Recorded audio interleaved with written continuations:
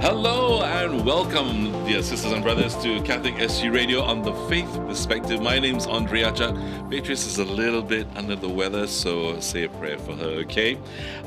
Here on the Faith Perspective, really it's an opportunity for us to discuss trends, events, anything that's happening in the world, around the church, and possibly on how these events can also affect us in the way we live our Catholic faith. Now, sometime recently, actually, on one of our earlier Faith Perspective programs, we heard from two gentlemen, Sebastian Yanis and Rupert Gui, and we discussed how a man, particularly in the role of a father, leads by example through his courage, sacrifice, and commitment to his family. Today, we turn the spotlight to another two gentlemen. We have Alvin Wong. Alvin is a cancer doctor, and he's also the organizer of the upcoming Men's Form Conference. We'll get him to explain what Form is about, which is happening on the 11th of November, as well as Nicholas Gabriel Lim, a psychologist and one of the speakers at the conference. Alvin and Nicholas, welcome. Thank you so much for coming down today. Thank you. Thank you for hosting us. Yeah. Okay. So, Alvin, we're going to start with you. Okay. So, first of all, share a little bit about yourself. Okay. And also, what sparked the idea of starting this, organizing this men's conference for men, by men? Okay. Well, as you know, I'm a medical oncologist. I treat cancer patients day in and out. I deal with life and death situations. And even that, after a while, you look for doing other things. No, just kidding. Well, I'm fully involved with men's formation, right, as part of Opus Dei, Right. and as a Catholic, and as a member of society. So I was looking for a theme that would make formation really interesting for men. Right. So I looked around, I did some research, listened to some podcasts, talked to people, went out and met people, joined a couple of men's groups for their sessions and all that. And then I decided that the interesting theme is that of being man itself. Yes. And so manhood, masculinity, manliness. Right. So Right. I All went... difficult topics, actually. Right. Well, it was it's not exactly new. So in fact, the best way to look at this is from the perspective of a rediscovery. Because most of these things are in ourselves, right? And even if we're a little bit deficient in one or more aspects, we probably find it wired in there somewhere. Right. Right. So it's just a question of digging a little bit, reading a bit, and it's actually very attractive, interesting, and the best proof is that you start to enjoy reading what you're... Yes. Yeah, that topic. And Actually, for many years now, particularly in the States, many churches have tried to lead also groups of men to come forward and also, I suppose, to, first of all, to be good husbands, to be good fathers, and also really actually also playing the role that the man is supposed to play in the community. the movement it seems to be quite huge. Right, yeah. In the US especially. There's something called the National Catholic Alliance or something like that. Yes. It's this huge movement or group. There are men's programs where there are, thousands of men every weekend all over the country and all that. So actually, really inspired by that. this conference actually is an answer to something that I've been looking forward to for many, many years, actually. So praise the Lord. Thank you so much for doing this. Nick, I'm going to ask you now. So you'll be speaking about man and his psyche at the conference, right? Yeah. Psyche or psycho? But okay. So as a psychologist, you study the human mind and our responses and behavior. So what would you say is unique to man's psyche? And can you break this down for us a little bit to understand? Especially for our lady listeners and viewers. Yeah. First and foremost, thank you for allowing me to share this. This is really something that I've been doing all these years. And my main clientele has always been men, interestingly. I mean, I still meet ladies who like to get some support. But I learned a lot from a man through the years. So I think I like to cover, there are a lot that's unique to understanding men, right? But I'd like to highlight three. So I'll just say the three things first. They are actually relationship, the way in which we solve problems, and the way we deal with stress. Right? But I think before I do that, very quickly, is it okay if I just explain what Yes. guides me Sure. and what makes me suggest that I think these are three unique things that I'd like to at least talk about today, lah. Right. Right? So my practice is actually guided by neuroscience. So what that means is that I use the brain to inform me of how we behave as human beings, right? The So development of the brain. yes, correct. Right. Right. So neuroscience 101 basically tells us that the brain is formed by many neural pathways. So like for example, habits. When they are formed, there's this thing called neural pathways, right? But these neural pathways are not exactly formed until we practice a few times. Right, so if I brush my teeth with my right hand, for example, like I do it one time, then the pathway doesn't form just automatically like that. Unless Right. I keep using my right hand, it becomes a habit. Like I drink coffee, so that a new pathway is formed. Wow. Okay, so that's fundamental 101. Right. Okay, so now with regards to men, right, neuroscience informs us that at the very young age, this chemical called the testosterone, right, start to kick in the womb upon conception, right, 8 weeks into it, right, Right. where the testosterone starts coming out, and that's when the maleness starts to form. The XY chromosomes come. Yeah, but the Y is responsible for kicking in the testosterone, right? And much later, when the testicles are fully formed, that's where the testosterone doubles, Right. right? And that's almost like 15 weeks into it, and then it needs to be ready for birth. So by the time the boy comes out, the full feature of maleness has to be there before the baby is ready to come out, Right. right? So that's where the testosterone is its peak, right? And then somewhere around 3 to 4 years old, right? That's where the testosterone doubles again, and you start seeing the boys running around, Yes. and then it tapers down, and then by the time it hits Asserting adult- themselves also a little Exactly. bit by that time. exactly, right? And then puberty hits, and it hits like whoa, 800%. Wow. 800%. Yeah, 800%. Well, even for an oncologist, that's like So you can imagine the boy just shoots up, the hands gets long, the legs the guy just shoots up, right, and stays there. voice breaks and everything. Everything, the whole works of it. So sometimes it can be quite confusing, right? Yeah. Yeah.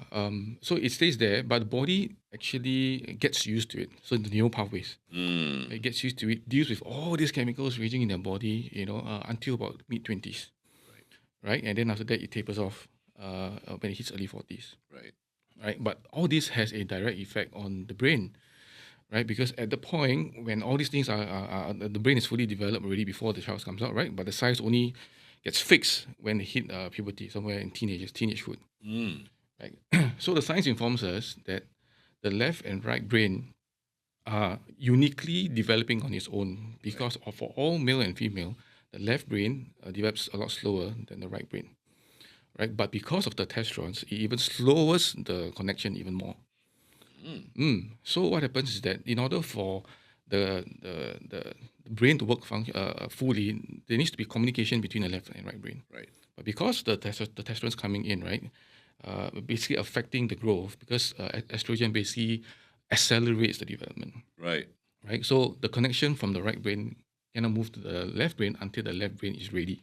And that is why quite often we will see those of us who have daughters or, we have friends whose daughter we know have children. The girls seem at a certain age to mature and accelerate a little bit more than the boys. That's right. And it takes the boys a while. And that's caused by the testosterone. Yes, that's right. Wow. So they reach a time where the left brain is really ready to receive the signals from the right, and that's where they start talking. But you can imagine that this will be a lot faster for the girls.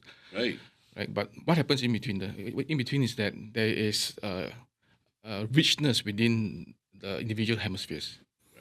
Right, for the guys, because they are working very hard on the right brain internally, and because they can't go over that side, but then this also working very hard on the left. Also, we are looking at neural connections. So if you look at brain scans, you can see the lights lighting up go within the hemisphere itself, back to front, back to front, back to front a lot, and that shines up. But for the ladies, you see the hemisphere talking to each other at the front. Right. So you can see that's the those lighting up. prefrontal. Yes, at the front here, right? So something like this, if you can see like that, you see? Ah. So I'll be showing. Yeah. You just showed. So you were saying, okay. Yeah. So if you look at the brain scans, you see the blue lines for the boys. The neural connections basically work very hard within the hemisphere itself. Right. But you will reach a point where the girls will do it faster, so the two hemispheres will talk. Right. Yeah. So coming back to the 3 points about what's unique, right? About the men's psyche. Yeah. Yeah, because if you understand this, at least that informs my work, at least, because to me, it's evidence-based. Right. Okay. Right? There's a lot of research that basically tells otherwise, and they are trying to probably justify what guy is not, what girl is, and so on and so forth. I mean, regardless, I mean, those, if you can empirically show that, fine. I mean, we can have a discussion about that as well. But I need to do the work, right? I need to help people in my work. I need to basically help me understand what's going on. Right. So I turned to neuroscience because of all this. Yeah. All right. So why human relationships? Human relationship, therefore, this brain science informs me that as far as relationship is concerned, guys are more task-oriented. They're very good within their respective hemisphere area of work, and that happens a lot for them at a very early age. But the girls have already moved on, Yes. so to speak, in the brain. Yes. I mean, they're using things like language, which is the left brain, and they talk to the right brain, which is very task-focused, and the girls can do that pretty well. Very well, actually. So if you imagine, so I was telling you about the neural pathways, right? The habit is there, the neural connections are developed, right? And this is not to say every guy's like, but generally speaking, guys are like that because we're pretty good at task focus, very good spatially, which is the right brain. Yes. Right, left brain very logical, very focused, very rational, for example. Correct. Not that the girls cannot, they can. Yeah. Yeah. But how we build that relationship is that we use the left brain, in this case, like the language, Right. recognition of somebody's body language, for example, which is the right brain, and both hemispheres talk. Right, and generally the girls are better at that, so to speak. Right? I won't say better or worse in a sense, but there's a tendency, for guys to do that in relationships. That's Sometimes right. he just pissed. We're just very practical, right? Because That sense, yes. we just think in very practical ways, Yeah. and then the girls are more emotional, of course, and then somehow or other that doesn't seem to talk. Yeah. And the guys are, why are you crying? Yeah. It's only this issue. Yeah. But we got to be careful when we talk like that because Exactly. So that's what the guy will say. You mean I'm not I've gotten into emotional? trouble. You mean I'm not emotional? Yeah. But that's not true. We are also equally emotional. Absolutely. Right. That's right.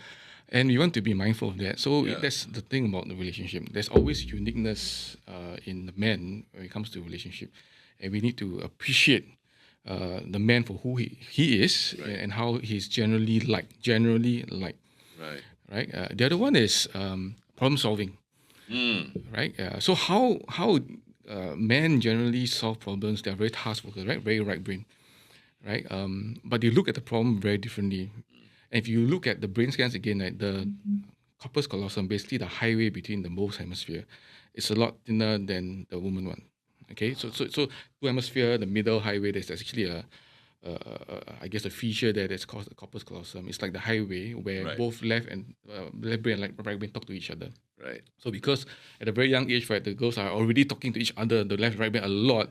So you can see by evidence, how the girls are actually thinking about it. So when it comes to problem solving, they think a lot. The interconnection, the considerations are a lot more different than the boys. So if I could think about having to drive my kids to school, for example, and I'm just task focused, right? Yeah. But there'll be possibly other considerations that my wife will consider. If you take this road, or you might actually get a jam, or why don't you go this? You need to go to the in-laws' place first. Go to your mom's place first. I just need to get the kids to school. Yeah. Right? Not that it's not important, not very, but it's necessary for them to consider all these factors. You get what I mean? Correct. Yeah. And then when it comes to stress, the last thing is this. Because the chemicals in our brain is such that the testosterone are so heavy within the man's body, significant. This chemical called oxytocin that helps us calms down, which the woman has a lot. In fact, both of us have a lot, but it's just the estrogen that improves it, that accelerates it, and allows the ladies to be very calm in problem solving. Right. Yeah. And deal with stress a lot better. So men tend to get a little bit more agitated, actually. Because of the testosterone. Right. And it actually dampens the effect of the oxytocin. Right. right? And it's not so calm, so there's a fight or flight kind of response for the guy. So it's like, you're not happy, I fight you, Yeah. Or I just run away, I avoid it, or I just the nothing box, I just watch TV, that kind of thing. Right. Right. The way in which our body responds to all these chemicals in the brain, and how our brain responds. It's a long story to the answer. It is, yeah, but it just goes to show. I mean, the complexity of the makeup of the man. Alvin, for a man who works with evidence-based, evidence, in oncology,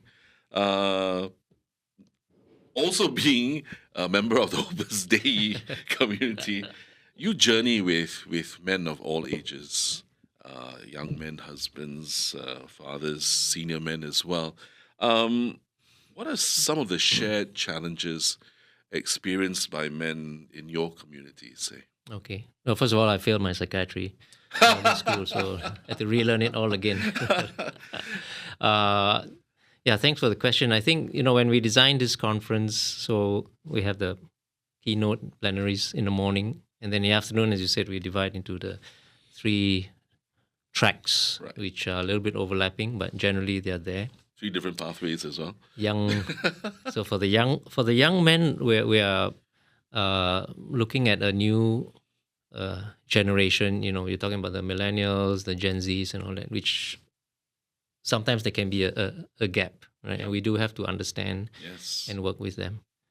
We heard Sebastian last week, whom I asked to be the Jordan Peterson of the conference, to help encourage young men Yes. who, I think nowadays, because of so much pressure from society, right, they're at the age where their prefrontal cortex may not be fully formed yet, or is in the process. And with all these additional pressures, Yeah. societal trends and all that, right? We need Media and all media, of that. correct. We need to give them some direction, something grounded, something firm, which is actually rooted in their manhood. So to be brave, to make responsible decisions, right? To go back to some very solid foundational virtues like fortitude. Right? Jordan Yes. Peterson goes into the Stoics, for example, very attractive. Yes. Right? And a lot of young men follow him. Even Bishop Aaron Yes. comments on this. For those in the husbands and dads group, of course, the usual things. Relationship is extremely important, right? How to bring out the best, even though you're from Mars. But that in itself can be a strength. Right? But then now, how do you grow more from that That's right. standpoint? Doesn't necessarily alienate you, so That's to right. speak. In Right. parenting, we have sessions both for fathers and daughters. And for the sons, I told my 2 speakers to go a lot into the concept of initiation and the rites of passage, Wonderful. which is a very powerful concept. And I've read around it, and a lot of it's a sociological, anthropological, even a religious concept. We use it in the church, such as in the rites of Christian initiation, for example. Yes. It's that concept which is very powerful, which boys need more than the girls, Right. right, in order to bring out their journey towards manhood. And then for the seniors, by sheer proportion, most of us will be seniors. And I look at the seniors as a huge resource of manhood, of masculinity. Absolutely. There's still a lot of good stuff there. And if we don't use it, if we don't give it back to our families, to young people, to society, Yeah. it goes to the grave. What a waste. True. So I want to encourage the senior men very much to do things, right, to learn things, and to even continue I on mean, their journey. the thing is, I think every person, I mean, at in my early 60s, I think there's still also so much for me to continue learning about my role as a father, and now I'm a grandfather, and I mentioned this the last time with Yanis and Rupert, right? It's so different when you have grandchildren in the play, because you're not only a grandfather, but you become a father again, because everything else kicks in. You don't just think of the grandchild, but you think about your child and how they are going to respond to the way you respond to your grandchildren. That's right. And all that is beautiful, but you have to learn it or discover it for yourself. Sometimes painfully, and then ooh. But then if you realize it, I think it's beautiful, and it's something that we can, as you said, we can learn from each other. Very interested in grandfathers. For example, we met dads for life, from very good people, and they're even collaborating with us. Wonderful. And I asked the former CEO, Brian, I said, do you have something called grandfathers for life? He said, "No, not yet." Why I not? bet you they're working on it. I'm sure. I'm sure. Yeah. So we have one session in the senior track called Handing on Wisdom. And Are there certain biblical virtues? You mentioned fortitude, for instance. yeah. So it's interesting, with this conference and reading around it, you can discover good masculinity in the scriptures. Yeah. Take for example the care of the paralytic. Right? So the paralytic, he comes with these 4 men, Right. okay, who bring him up to the roof because they couldn't get into the house. That's right. They had to make a hole in the roof and then lower him down. Now, how do you think they did that? This is very interesting. Yeah. I'm thinking of my, paramedics and orthopedic surgeons. We got an injured guy, and they are just fixed on. They're just enjoying themselves, calculating. How are we going to tie the rope? Who goes first? Yeah. What angle? What is the roof made of? Right. How do we make the hole? How do we lower him down into the thing? And this is good masculine stuff. And they probably had a great time. Our Lord must have thanked those 4 men a lot after that. Wow. Because without them, the paralytic couldn't be cured. Yes, absolutely. It's beautiful. Yeah. Yeah. Real teamwork. Team. Real teamwork. And they had to be strong. They had to Definitely. maybe overcome some resistance, obstacles. So this kind of manly virtues. And it's attractive and it's even fun. Nick, just want to come to you. So it's very stereotypical to say of a man that it is difficult for us to express ourselves and our emotions. How can we change or even mitigate maybe that stereotypical thinking that men shouldn't show too much emotion or shouldn't even cry for that matter? So based on what I shared earlier, we need to first recognize that all of us have what it takes to be emotional. Right. All of us have what it takes to be task-oriented, problem solvers and so on and so forth. Right. So it's the first to recognize that. So I think in the recent CNA article, they actually asked 500 over men, and then to basically identify what are the traits, masculine traits and feminine traits. Right. So there were 12 of them. Right.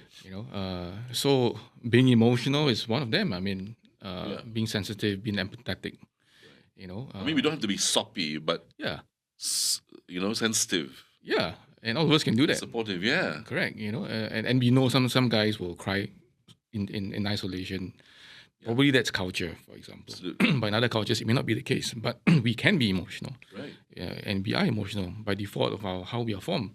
Absolutely. Right. So it's to recognize that all of us have that, but we express it, we communicate that differently, we manifest it differently. And to be able to learn the, engaging strategies or skills. So, for example, for guys, right, we don't like to sit down and talk to you eye to eye and say, "Hey, bro, I all that kind of really stuff." Or maybe just going for a beer would work, and after that, everything comes out. Right. But for girls, it would be very different. So, what is it, right? Or something I don't need to just write, for example. Right. So, we just text messages and it goes across and it's out of our system, and then we feel good. So, what is it? That we need to appreciate of each other, for us to attend to each other on these different levels, cognitively, emotionally, psychologically, even physically. There are needs as well at every level, right? So to recognize that and to not label them and then use that as an absolute and say, "Hey, no way, guys are not like that or guys are like that," and therefore we shun away from understanding the person. Right? And I think my profession as a psychologist, actually, we are guilty of that. We put labels, right? Right. And I think I'm part of the solution now as well to talk about this, whereby these labels are just meant to assist people like us to help understand the condition, so that we can come up and design the intervention. Right. So that we can, work with the psychiatrist, work out the medication, design the intervention strategies, work with the parents, work with the stakeholders, and come up with something that can support the person to deal with the mental illness, the stresses, or the relationship troubles, whatever it may be. But we have a name and say, "Oh, this is it," or "This is ADHD," or "This is like a high stress," "This is depression," whatever it is. So it's labeling so that you can help, medicate, Intervene. intervene. That's right. not so much to literally label the person and say, "Oh, you are like that," Yeah. right? Yeah. Ah, And this whole discussion about male in our culture today, maleness, right? So much of labels out there. yes, Right? And sometimes, especially young people, can be really confused. correct. Right? But maybe the seniors may not also be acquainted with these labels, and then they may seem ignorant. Right? And the young people, as a result of that, may not want to connect with their grandparents, for example. So a lot more can be done in having to, don't label anymore. Right. Seek to understand. There's a person behind every label. Can we understand further in that way? I want to put this question to both of you, actually. How do you think ladies, our women folk, can maybe be a little bit more supportive, or we feel could be a little bit more supportive, and to hold a space for our brothers as well in Christ? So one of my I'm a big fan of Dr. Meg Meeker. If you know her, she's written several books on fatherhood. Now this is a woman writing to men about fatherhood. You can't beat that. Right, In fact, at one absolutely. stage we tried to invite her to Singapore, and in one interview, I think it's with Focus. She says, wives, mothers, you're just dying for your husband to be more a man, right? And if he is more a man, you feel more a woman, more a mother, more a wife. And to me, that sort of summed it up. Yes. Yeah. But to be able to do that, both parties need to be able to work. Of course. That's why the relationship aspect. So I went back to the old classic, the men from Mars and women are from Venus. And I got a couple very nice, Julie and Corey, from the CP team, and they're going to give us their spiel on this. Wonderful. Yeah. Wonderful. Nick, your thoughts on this So related, duality or support for each other? yeah. So related to the point Alvin was mentioning, I was thinking along the lines of understanding what man is like, and to really, I use the word play up. Play up the traits that will connect to the men a lot to support the men to overcome the stress, overcome the problems. Because the men would obviously solve a problem very differently from you, right? So to recognize that is different, and sometimes, like I always hear my wife talk about, I mean, I just want a solution. Yeah. I don't need to just sit down here and talk about everything. I just need to get it done, right? So after a while, with that understanding of each other, okay, this is what I need. So I articulate, say that I'm just problem solving mode, Right. then automatically she understands what needs to be done. Right. But it doesn't mean that's unique to a man now. But that could be me. But like I said earlier, everybody has that in us. Yes. Right? But because we want to support each other strongly, that communication is important. Right. Having said that, we also know that the ladies are better at using language to communicate, right? Not that the guys cannot. Right. They can. But it's how to level that up. So you play up or you play down certain things at different situations. The circumstance calls for it. And then we complement each other. And there's always this whole complementarity, throughout the journey of Yes. growing old, and hopefully to grow old gracefully and to be so bitter and resentful, right? Right. We're learning, like you said earlier, we're always learning even still at our grandparenting age as well. Yeah. So with the couples. Yeah. Wonderful. Thank you for sharing that. Dear sisters and brothers, thank you for joining us here on The Faith Perspective. Today we have Alvin Wong. Alvin is a cancer doctor and also the organizer of the upcoming Men's Form Conference, as well as Nicholas Gabriel Lim. Nick is a psychologist who'll be speaking about man and his psyche at the conference. Now, being rooted in the faith with your own research and understanding, Nick, how has this guided you in your work as a psychologist? It really brings me back to what I shared with you earlier, to recognize how we were created in God's image and likeness. Right, to recognize that at the early age, right, my manhood was already formed at 8 weeks by virtue of the Y chromosomes manifestation. Yeah. Right, and that's undeniable. Along the way, a lot of things will happen along the way. Like, for example, how I was exposed in school, how I was communicated by my parents, something like whatever, right? And along the way, I may be misguided. How I should show up as a boy, for example, or show up as a man later. Right. Right. So my faith informs me there's always a reason why I'm born a male. At some point in time, if I lose my way and I'm a little bit confused, then I need to find some person, some areas of resource to be able to guide me and inform me. I was born as a male in the first place, Right.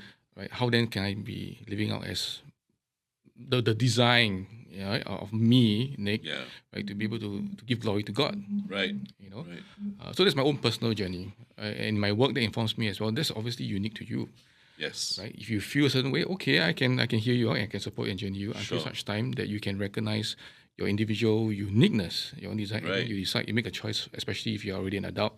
Yeah. You can always make a decision, whatever it may be. Yeah. Right, and my role as a mental health practitioner is to ensure that mental health wise, right, you are attended to, you're well. If you need any support, I'm here, and I'm in no position to judge. I'm in no position to tell you otherwise or how you would like to see yourself being the person that you are meant to be. Right, so that has deeply informed my practice, lah. And I hope to be able to continue support to whoever wonders about their own sexuality, and to as much as possible, as much as they need me, lah. Right. Yeah, yeah. Right. Alvin, how has your faith, been, I suppose, a pillar for the work that you do? I mean, really, also we talk about life and death situations, and for people who come to you, some of them could be terminal cases. How do you handle that, and even the patient as well? Yeah. Well, after failing my psychiatry, then I had to relearn everything the hard way, and I'm still learning. The thing about oncology is every patient, every family is different. Every next of kin is different. Male vulnerability is such a beautiful thing. When men occasionally cry in a clinic, I usually don't stop them. It's a great catharsis. Yes. When a woman cries, occasionally I stop them because it goes too far. Right. And sometimes they need it, right? But in a gentle way. Yeah. No, I think, and I was telling people in my fraternity also that when our Lord came, he came as a man, and we shouldn't be afraid to go into his humanness, his manhood. And for us men to learn so much from the mere fact that our Lord was a man, in fact, perfectus Deus, perfectus homo, right? Perfect God, perfect man. So. And then, of course, we always have our Lady, with all her feminine genius, and now the Catholic authors largely starting to talk about masculine genius. Is an amazing thing. And there's a lot to discover there. Wow. Yeah. I'm going to ask, why do you feel now is the crucial time to have this conversation about manhood and masculinity in Singapore and at this level? So I think we referred to the earlier question. So I think young people need help. That's Right. one. Young men, for example. It seems to be a societal need. Right? Seniors, we mentioned by sheer proportion.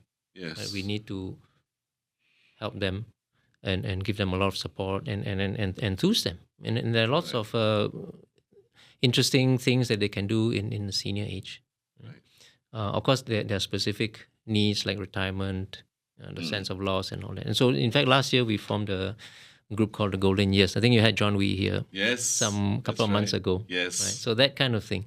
And it's great. And, 2 weeks ago, these guys went to somebody's place his house is basically a gym. Right? So they got a trainer and everything and showed them all kinds of maneuvers, which, don't try this at home kind of thing. Right, right. So very nice, when even senior men get together and they can do things, and there's a lot to give back.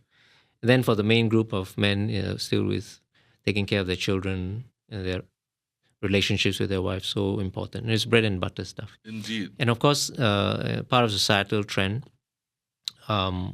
there are special, shall we say, cases of even more need for men to step up, even more than the usual. Right? And this is the concept of the hero dad, which we have one session on. Separation, bereavement, a special needs child. So common. Right? And the man needs to do even more. And sometimes in a difficult situation, the children are not with him. Yes. He has to be sensitive, careful not to make things worse and things like that. He has to think of two parties, their estranged spouse and the children, which might still be close to him, potentially, and so on. Right? And in this situation, the man needs to learn even more. It's an even higher phase of growth that he needs to address. Right. Without going too much into it, but I just thought I'd like to raise this question. there is this now gender identity. Uh, you want to call it a crisis, or you want to call it a phase that a large part of society is going through. And would conferences like this help, you know, the individual, especially a man, be able to put down his roots and know exactly where he is and what he's comfortable with, and to make himself comfortable and to be who he has been called to be, physically already starting off. Well, we certainly hope it will help. It's not our intention to be polemical, of course. Right? Of course. And the idea is to make manhood, masculinity, something so basic, so attractive, right? And even fun. I mean, you have fun, Yeah. it's like going to a game with your buddies and Absolutely. realizing that there's nothing wrong with that. It's just being yourself. And to discover all that richness, we're taking things upstream, you can say, right? In a very foundational way. And it's human. Yeah. And it's human. It's all sectors of society, all denominations, and of course, respecting everyone. Absolutely. I might just add that coming out of COVID, allows young men to have the opportunity to see other men in action. Right. And developmentally speaking, all guys grew up hoping, at least aspiring to be some men they would like to become eventually. Hopefully that informs them of who they want to be. Yeah. And why is it crucial in my view is that there's very little opportunity to do that, especially over the last 3-4 years. Right. And in my work, a lot of young men question their own identity. Right. And it'd be helpful in a conference like this for them to see how men, they are so diverse in itself, and you don't have to be any one of them. You can be your own man. Absolutely. And how do you do that? How do you get into yourself, and to understand and recognize your unique trait that God has blessed you with, and to be your own man. And hopefully all of us aspire to do this, but hopefully it'd be that own the saint is unique to you. You are saying something. I hope to be St. Nicholas one day. Be unique for whatever that God has glorified me, and I'm able to glorify His name. Because of all the things I've been doing all these years, using the gifts that He's blessed me with. Right. So this a platform like that will enable them to open their eyes and say, oh wow, I don't have to be like that. I don't have to be like that. I don't have to be like that. I can be everything if I want to. But if I like this and I aspire to be like that, and I can recognize that this is me, wow, I just want to find a way to actually bring that out a lot more. Correct. Yeah, I can find a mentor after that. I can find an uncle who will be able to mentor me, to coach me, whatever it is. Wow, a platform like that will enable so many things too. Actually, it's really also understanding the gifts that God has given you and recognizing that, and then really being able to give back those gifts of yours in a very natural way. So Alvin, how can we find out a little bit more about the conference? The fastest way is to Google Men's Form Conference, and you can take you to the Eventbrite site, which how did you come up with form? FOR. Okay. Well, it just hit me. Not to be confused with formed, which is the Augustinian. That's right. So, and then form gives you the acronym, right? Forum on the Richness of Manhood. So, as I said, the premise of this would be it has to be something attractive, something basic, something natural, and something even fun, and something which can many men of very diverse situations and talents can be a part of. Wonderful. Well, thank you so much, both of you, Nick and Alvin, for coming in and sharing with us and just giving us really, just a snippet of what can be expected from this conference. And I would think, and I would encourage you, my dear sisters and brothers, if you have your hubby who's got some time and you think that he might just like to get together and come and talk to other men as well. Sometimes we just need a buddy to chat with, as you said, or if you have a growing young man in the house, a teenager, and you need ideas as well as how to be that father for this boy. Yeah, come. I think this will do you? It will give you lots of interesting ideas. So once again, we want to thank Alvin and Nicholas. Now, Alvin's a cancer doctor, and he's also the organizer of this upcoming Form conference. Nicholas Gabriel Lim is a psychologist, and Nick will be speaking at this conference.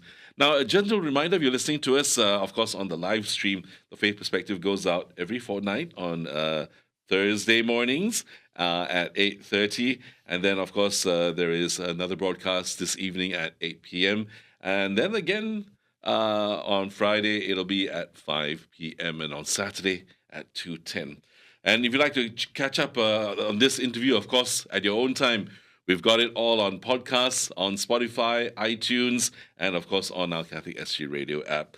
I'm Andre Achat. Thank you so much for joining us here on The Faith Perspective here on Catholic SG Radio. You take care. God bless and love you all. Bye-bye now.